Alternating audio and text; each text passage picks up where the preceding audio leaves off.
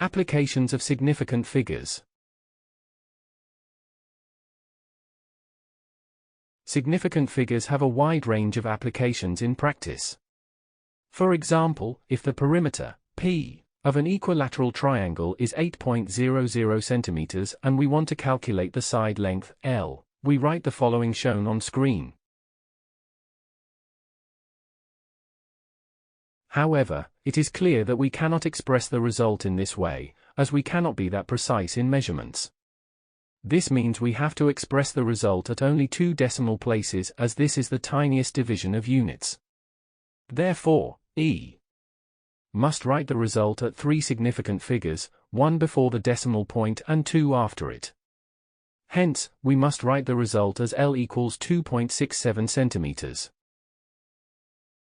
Example.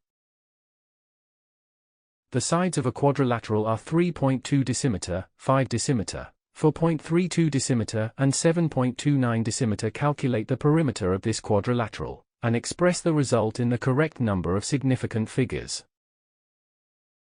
Solution.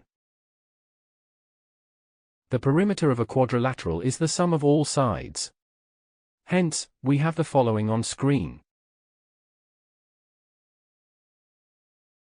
However, it makes no sense to write the result like this, as one of the sides, the 5 cm one, is measured in whole decimeters, so we must write the result in decimeters as well to ensure it fits the least precise measurement.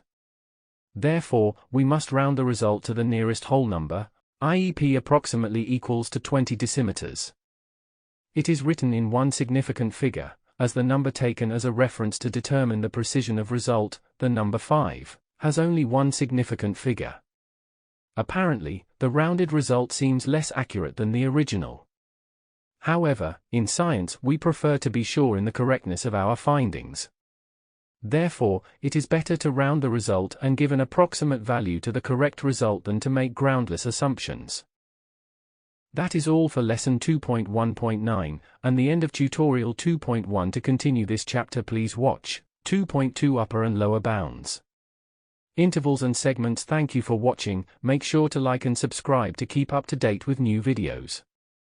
For more information, calculators, and tutorials, please visit www.icalculator.info.